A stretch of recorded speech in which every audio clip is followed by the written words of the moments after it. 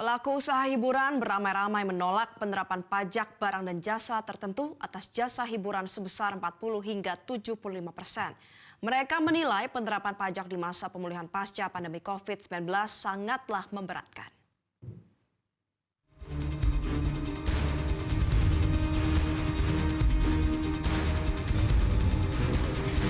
Pelaku usaha sontak menolak penerapan pajak barang dan jasa tertentu atas jasa hiburan sebesar 40 hingga 75% karena dinilai memberatkan. Salah satunya adalah musisi Satrio Yudi Wahono alias Piu. Ia menganggap diberlakukannya pajak hiburan dengan besaran tersebut bisa membuat pelaku usaha konser, kafe, restoran, dan semacamnya yang seringkali menghadirkan live music kehilangan pelanggan dan menurunkan kesempatan kerja bagi musisi. Mudah-mudahan ini bisa ditinjau kembali kalau menurut saya, karena ini pastinya akan mengurangi pendapatan dan tentunya otomatis kalau dari sisi pelaku bisnis ini pasti akan sangat susah untuk hitung-hitungannya. Mereka pasti akan memikir balik modalnya kapan, berapa yang harus disetorkan dan berapa yang harus diterima. Tentunya ini pasti akan jadi perhitungan yang perlu dipikirkan matang-matang. Jadi buat saya sih kalau bisa bahkan bisa lebih rendah lagi supaya industri hiburan semakin maju.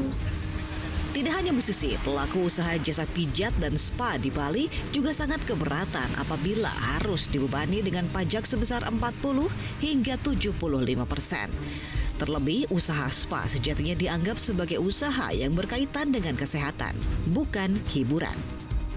Dengan adanya fenomena seperti ini, apa yang menjadi keputusan dari pemerintah, tentu kami sebagai pengusaha kecil, sebagai pengusaha lokal di Bali, merasa hal ini sebagai sebuah pukulan yang besar karena ini pastinya akan ngefek kepada jumlah tamu yang akan mengambil spa di tempat kami. Dengan kenaikan yang signifikan dari 12 sampai 40% itu, tentu harga akan jauh lebih tinggi daripada itu.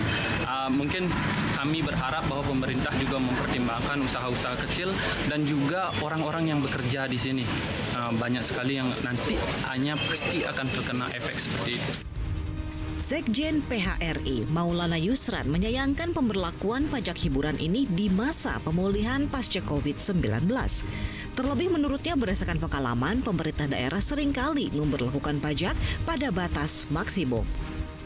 Kenapa kok pemerintah sepertinya terkesan membatasi sektor hiburan ini sehingga harus menaikkan minimal itu pajaknya menjadi 40%, bukan mulai dari 0% dan bahkan bisa sampai 75%. Karena kalau kita bicara maksimal 75%, pemerintah daerah itu konsentrasinya selalu mengambil pajaknya itu yang maksimal, Mas. Nggak pernah realistis menyesuaikan dengan kemampuan atau bagaimana daya saing daripada daerahnya dengan daerah lain atau bahkan negara lain. Menteri Pariwisata dan Ekonomi Kreatif Sandiaga Uno meminta pemerintah daerah untuk tidak terburu-buru menerapkan pajak hiburan di rentang 40 hingga 75%. Sandi menyebut Undang-Undang Nomor 1 Tahun 2022 tentang hubungan keuangan antara pemerintah pusat dan daerah yang mengatur pajak barang dan jasa tertentu atas hiburan tengah digugat ke Mahkamah Konstitusi untuk dilakukan judicial review. Tim Liputan Metro TV. Jelajahi cara baru mendapatkan informasi. Download Metro TV Extend sekarang.